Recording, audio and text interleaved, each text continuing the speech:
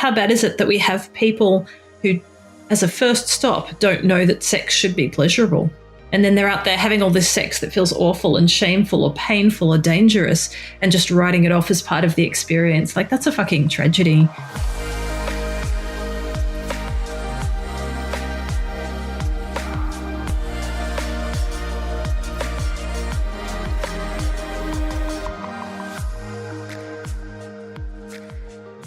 Thank you for joining us for another episode of On the Horizon, a podcast about what's on the horizon for sex workers and how to navigate it.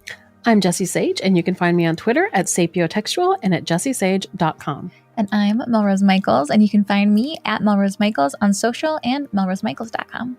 Just a reminder, if you are enjoying the podcast on Apple, please leave us a 5-star rating and review because it really helps us to grow as a podcast and better share information from our guests to the sex work community as a whole. Last but not least, if you want to support the podcast, please go to anchor.fm/horizon, spelled WHORIZON, to become a premium subscriber of On the Horizon, which unlocks 2 bonus episodes on the 8th and 22nd of each month with tons of extra exclusive footage from ourselves and our guests. Today's episode is sponsored by ePlay, an adult live streaming platform creating an online ecosystem for creators to engage with their fans that's easy, exciting, and empowering. At ePlay, you earn 80% of revenue on everything from live streaming to private messages with your fans to your sub-club membership fan site. ePlay even allows you to earn money while you sleep with offline tips. Do what makes you excited, take control of your business, content, voice, and freedom as a creator. Consider joining ePlay today. Welcome back to another episode of On the Horizon. That's like my. That was what I used. I sounded surprised because that's how I used to introduce Peepshow, and I was like, I'm on the wrong show. Welcome back to the Peepshow podcast. We are not on the Peepshow podcast. We are on the Horizon. Yes, we are. Okay, we're on the Horizon. Welcome back to On the Horizon. We also go sub Peepshow podcast. We are talking about hooking up today, which is something that I don't know anything about because I'm an old lady. I don't know anything about that either because I'm in a monogamous relationship. But our guest, Georgie Wolfe, knows all about it.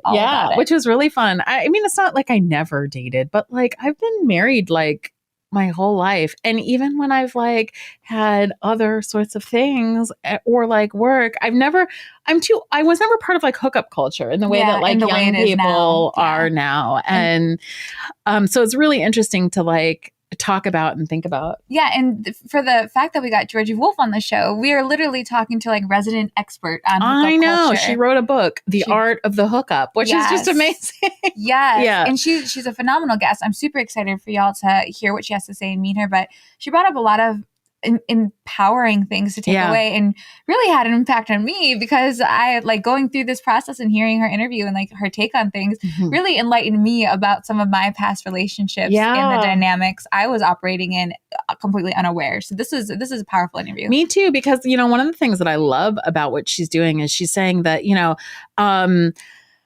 we have all these associations with like hookup culture or with this hooking up or casual sex, that it is meaningless, that, you know, you don't have to treat the person that you're with well, that, shameful, you know, that it's shameful. And what she says, and I love this, I mean, this is true about most things, is that if you go in expecting it to be that's what it will be. You know, like it's a self-fulfilling prophecy. If you go into it thinking that you could get something really amazing out of it, that's also a possibility. Yeah, and getting your needs met and being satisfied is something you should be getting out of it. So I think that, I mean, we could talk about Georgie forever, and she holds this interview or this episode really carries it entirely herself. There wasn't another guest that we could pair, I guess, with Georgie in this way without, I don't know. I just think it's a good solo episode. So although there isn't 2 guests or 3 guests on this episode, I hope you enjoy it nonetheless. And you should really buy Georgie's book. Yes, go buy Georgie's book, The Art of the Hookup. Ideally not on Amazon, but worst case, it's okay.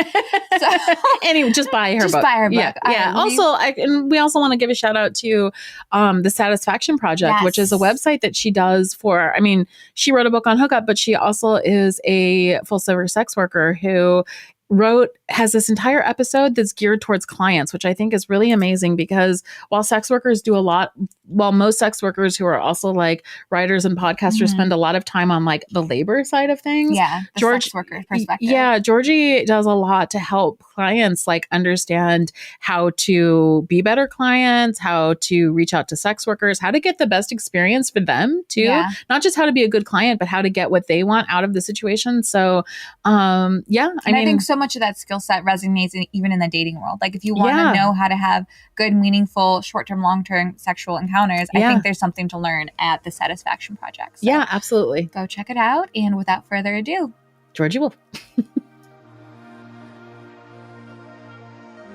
This episode of On the Horizon is sponsored by DMCA Force. DMCA Force is the authorized DMC agent for the largest online creators and the platforms that they monetize. DMCA Force protects models, musicians, writers, videographers, artists, and tons of other creatives publishing their works online. With DMCA Force, you get 24/7 automated monitoring, flagging, and removal of stolen and pirated content. They use metadata and keywords relating to your work in collaboration with search engines to remove even the 10 to 15% of content on ghost sites that can't typically be scrubbed from the internet. They even offer the ability to fingerprint content and digitally watermark it as an added layer of security to protect the art you work so hard creating. Join DMCA Force today. Georgie Wolfe is a writer, sex educator, and independent escort from Melbourne, Australia. She's the author of The Art of the Hookup, a straightforward guide to ethical casual sex, and the founder of The Satisfaction Project, an online resource for wise and successful sex work clients. Her work has been published by The Guardian, The Sydney Morning Herald, and Archer Magazine. She also writes for Tryst, one of Australia's leading escort directories. Hi, Georgie. Welcome to On the Horizon. Yes. Hello. It's so nice to see both of you face to face, although I'm really intimidated because you both look so hot right now. That's PJ. And I just got out of bed. That's PJ's lighting. setup. Yeah. There's a lot going on. You look great too. Don't blame the lighting. Yeah. Introduce yourself. You're coming all the way from Australia. You're in tomorrow. Yes. So that's exciting. She's here from the future. Yes. I'm a time traveler from down under. I do not have a pet kangaroo, but I am a sex worker, and I've been a sex worker for about 12 years. I'm also a writer. I'm the author of a book called The Art of the Hookup, and I run a website dedicated to teaching clients how to have really amazing encounters with sex workers as well. I have to tell you, I think I already told you this, but I'm going to tell the audience now that I had a client book a session one time and use one of your ideas from your blog and was like, I read this thing on Georgie Wolfe's blog amazing. and I was thinking we could do this. And I was so touched because I'm friends with you. So I was like, wow, from all the way from Australia. That's so cool. Yeah. It's getting there. It's I love it when that happens. I had a friend contact me recently and say, I saw this guy who turned out to be a virgin, and he'd done all his research about having his first sexual experience on your website, and it was so cool to get that feedback. So cool. Yeah, that's really cool. Yeah. You're the perfect guest for this topic because we want to talk about hookup culture and like what sex workers can really teach people listening or non-sex workers about hookup culture in general. So I guess where do you want to start? Yeah, I was going to just say, like, as a bit of commentary at the beginning, a lot of people who are outside of sex work, and I mean, this isn't that it's not that this is untrue, but I think that the perception is like interesting that we'll say like, well, aren't you like afraid? Like sex work is very dangerous. And then I think like, oh God, but people like that aren't sex workers take risks that I would never take. Right.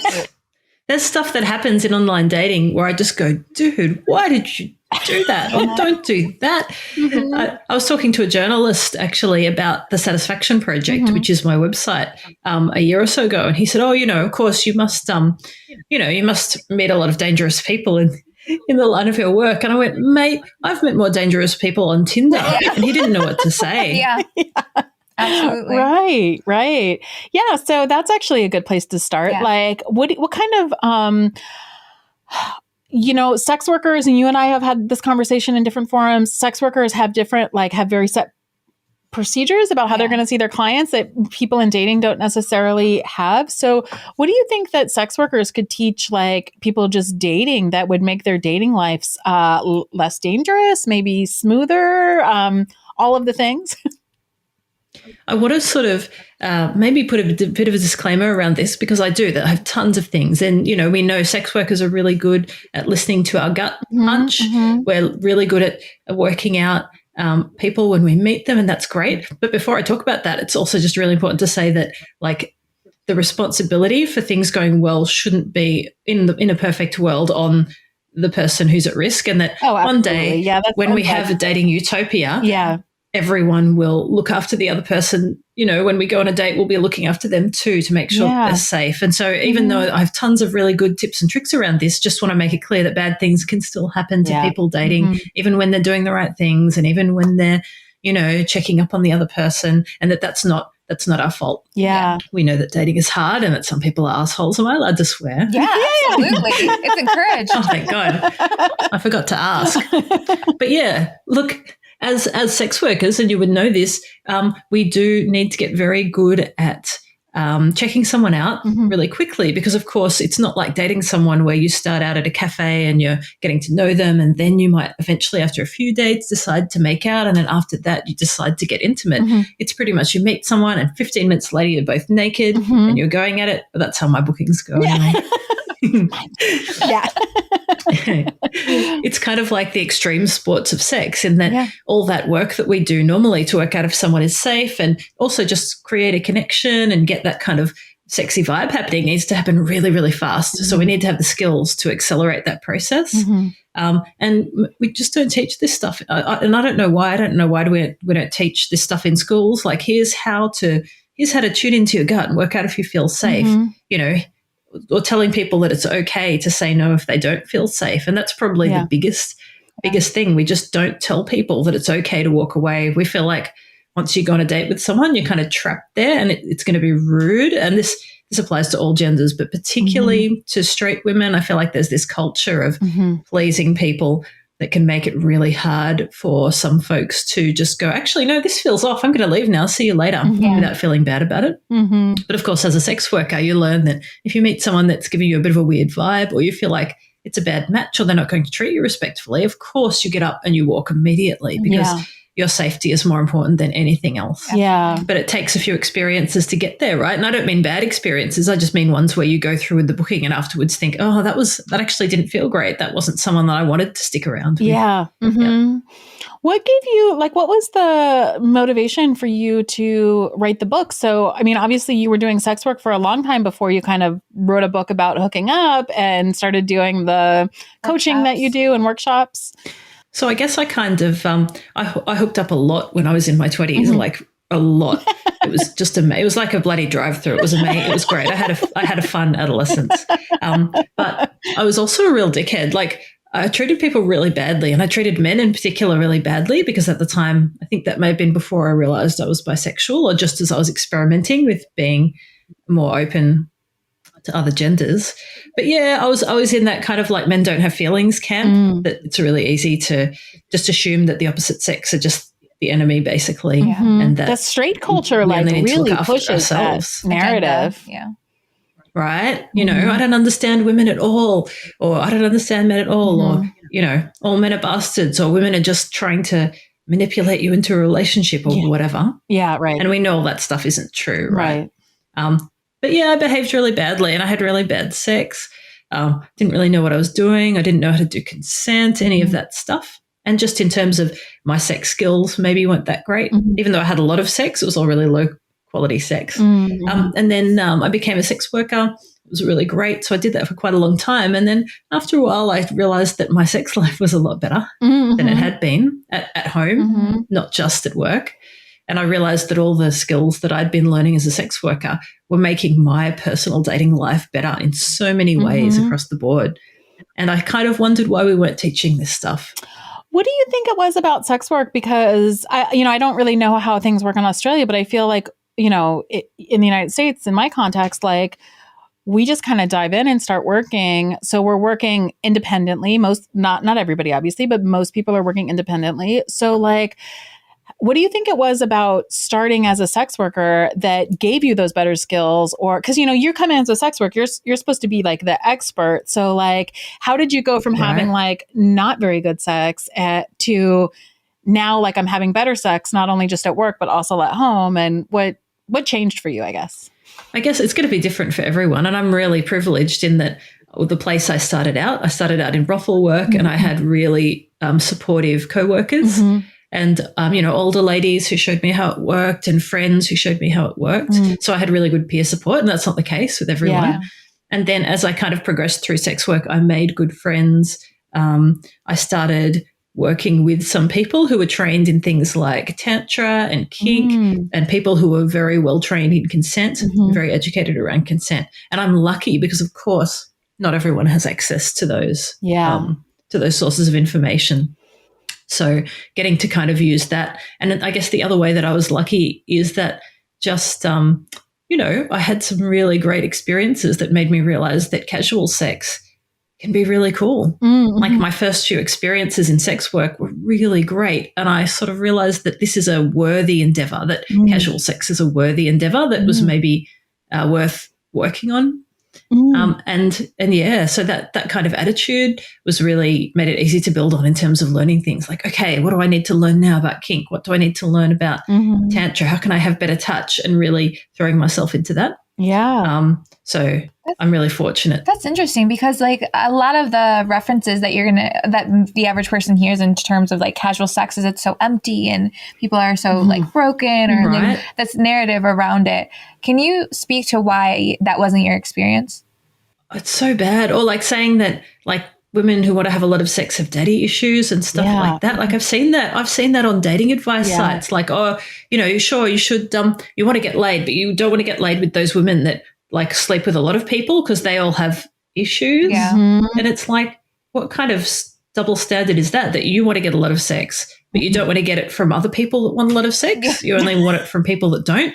Like, where are those people? How does that work? How does that work? And how's that going to work? So it's kind of these kind of weird ideas we have about casual sex that it must suck. And I think like the movies have a lot to answer for, right? Yeah. That if you have sex with someone, they don't stick around, you failed. And then there's this kind of like relationship escalator idea that there's only one acceptable way to do relationships, and that is dating, engaged, married, babies, and anything apart from that is kind of a travesty, or it sucks, or it's going to leave you broken because you just didn't get the happy ending you wanted. And I can tell you the fucking happy ending I want is like a fucking orgasm. Thank you very much. I don't need any babies. Oh, so disturbing. Like everyone's happy ending is going to be different, right? So for some people, casual sex fulfills their needs and it can be incredible. And it has been incredible for me. Yeah. So I think having those really good sexual experiences at work really helped me because I thought, well, seeing a sex worker is supposed to be the most casual sex of all, right? But if I can have a connection with my clients where we do have these amazing experiences where, tears are shed, where lives are changed, like what does that say about casual sex generally? Yeah. In terms of what we can do. Yeah. You mentioned something else too that I found really interesting. You talked about how it's a skill that you can accelerate those feelings or that like vibe of like wanting to get down with a client in a very quick way. Like what skill is that? Like, is that like something to speak to building rapport really quickly, or like what is that skill set? I think it's definitely a connection thing. So meeting someone, forging some sort of emotional connection with them, building trust with them really quickly, and then just building that sexy vibe in a way where you both know what you're into. So finding out what the other person's into, finding out what their boundaries are, getting an idea of what you both want to do together. Like this kind of stuff is some serious discussion stuff that could take quite a long time. So I think there's quite a bit of skill in being able to establish that connection, get someone comfortable, prove that you're safe, find out what they're into, make it clear what you're into.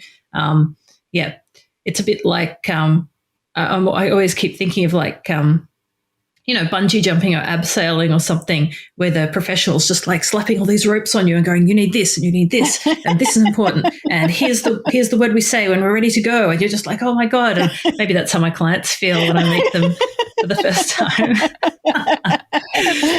So what do you think that, going back to the original question, like how do you think that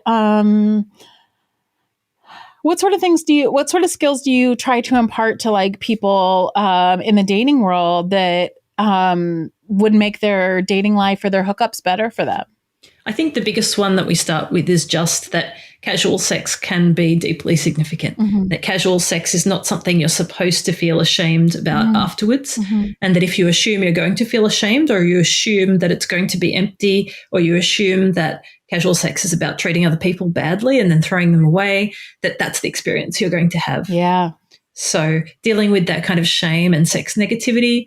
And, you know, this comes from my work too, because, of course, as you would both know, getting over the whorephobia or like internalized whorephobia is a big part of starting out as a sex worker. Like, am I really just a terrible person for doing this? Yeah. And then after a few years kind of going, well, not really. I think everyone else is wrong about this. And the same has to happen with casual sex. Is it really that bad? No, it's great. It's fun. Like, we think about this stuff the wrong way. And then giving people specific kind of, you know, skills to connect with people, skills to start conversations, skills to create safety or check in around safety. So doing things like the no test, where you check whether your partner responds well to setting a boundary, and you use that to gauge safety with the other person, stuff like that. So why don't you how does that work? So let's see. So it can be something really straightforward, even if you meet someone out for a coffee, for example, and you're sitting out on your table and they show up or whatever, and then saying, hey, it's actually really cold out here at the moment. Do you mind if we move 2 doors down to that other cafe down there? Or, I just realized my favorite cafe is just 2 doors down. Do you mind if we sit at that one instead? And if they say, yeah, sure, then that's great. If they're like, seriously, like, do we have to, you know, why do we have to keep changing things up? Or, you know, or, you know, if you go to have a drink with someone and then they order themselves a beer, because it's Australia, right? And then you say, actually, I'm not drinking at the moment, but I'll have a Coke or whatever. If they say, oh, well, what's wrong with you? Why wouldn't you drink? You know, any boundary pushing or any not accepting of what you need is a red flag, because it means that in the bedroom, you might say, hey, I actually don't like it when you do that. Or, hey, do you want to try this instead? And they'll say, no, why would I do that? I'll do exactly whatever I want, you know. And at that point, obviously, it's a lot harder to exit. So it's better to find out if someone is easygoing and respects your boundaries, like early on. That's awesome advice. And now hearing that out loud, I'm like, oh, I had a whole relationship of that. Like I had a whole year of someone like, I felt like such a burden to this person for like articulating my needs that I didn't want to ask them to take me or pick me up to the airport for a trip, because I felt like I was burdening them. Like that was a very real experience. That's fucked. Yeah. It was. So this test is used to identify people who are in abusive relationships also. Or to help avoid abusive relationships, to test the waters by saying, hey, here's what I need right now. And if they gaslight you or push back or fly off the handle, it's a bad sign. Interesting. I'm sorry that happened to you. Thank you. I haven't thought about it as much like in that framework, but I know that I realize that I like kind of do that without thinking with clients, like in a screening process, like, okay, yeah, that's fine, but can you actually send this to me in an email? And actually, like, I can answer a DM. It's not even that. It's that I want to see if they'll like do what I've asked them to do. Right. And then if they're like, yeah, no problem. If that's where you want to talk, I'll go do that. Then I'm like, okay, we're good. Yeah. But if he's like, but what? I don't want to send an email. I'm like, okay. Yeah. That's a great one. It's not getting off on a good foot. Right. Yeah. I'm curious too, because right now we're in this kind of climate there's a lot of talk about consent, and you spoke to this a lot. Where people seem to have this idea, and we kind of did go into this in another episode, but I'd love to hear your opinion on it as well and your feedback. We live in this climate right now where people seem to have the impression that consent can't be sexy, and you can't have that conversation or communicate that in a sexy way, or like mid, sexual activity. You can't check in and ask for a recommitment to that someone's okay with what's happening. What would you say to people that feel that way? It's so I went out on a coffee date with a dude who teaches guys how to pick up, and to my intense regret, because I should not have done that. But anyway, halfway through, he's talking about kink because he's kinky, and halfway through he leans in and goes, oh, but of course, you don't really want to like do consent during kink, because then you just have to tell someone all the things you're planning on doing to take all the fun out of it.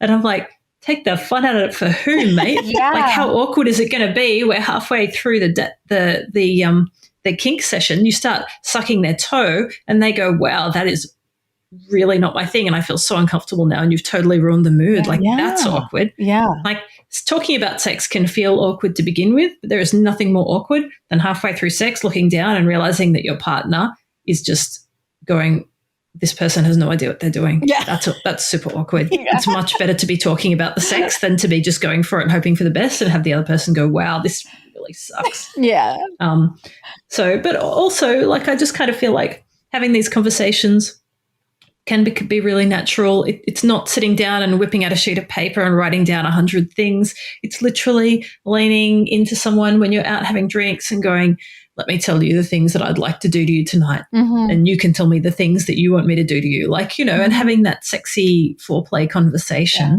it just takes a little bit of practice. Yeah. I love that. I hope people are listening. Yeah.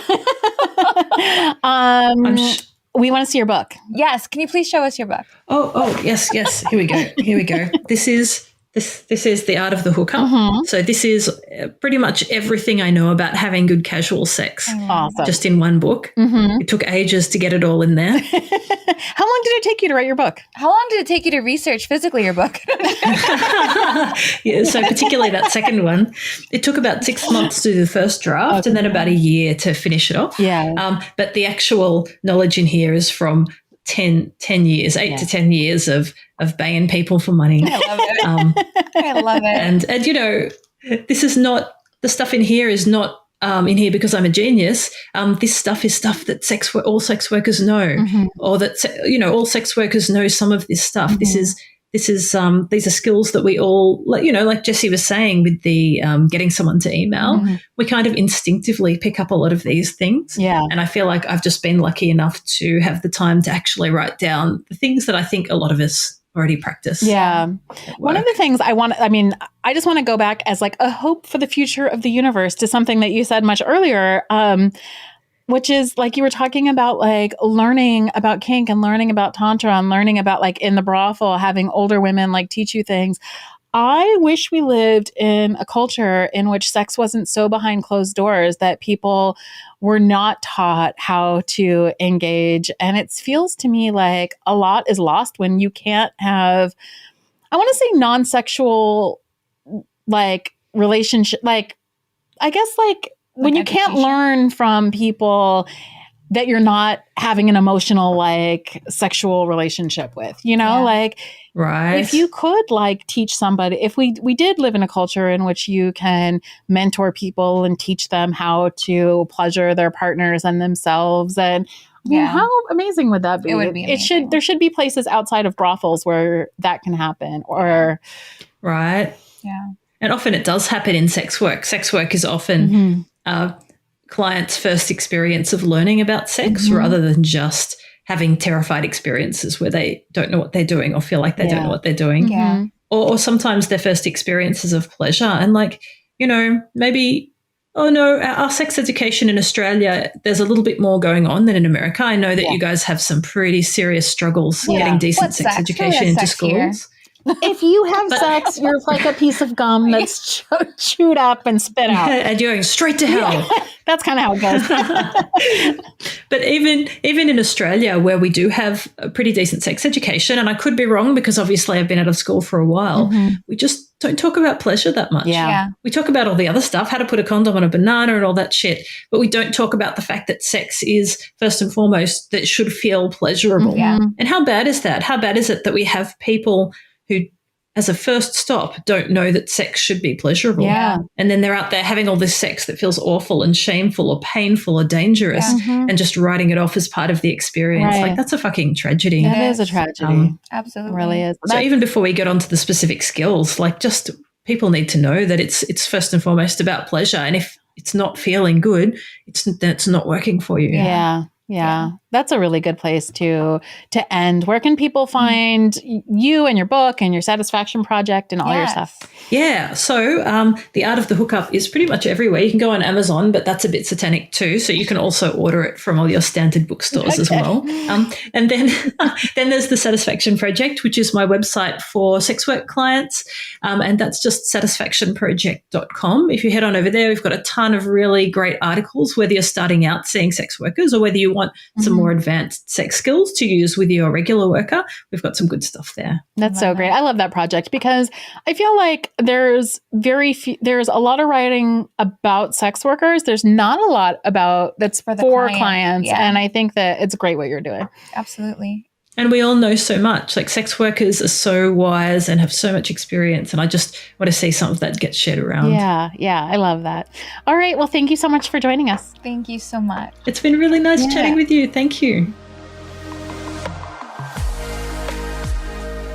Who misses free and affordable ads without the anti-sex work rhetoric? Assembly 4 is a team of sex workers and technologists from Melbourne, Australia, aiming to bring back free and fair advertising to the sex work community.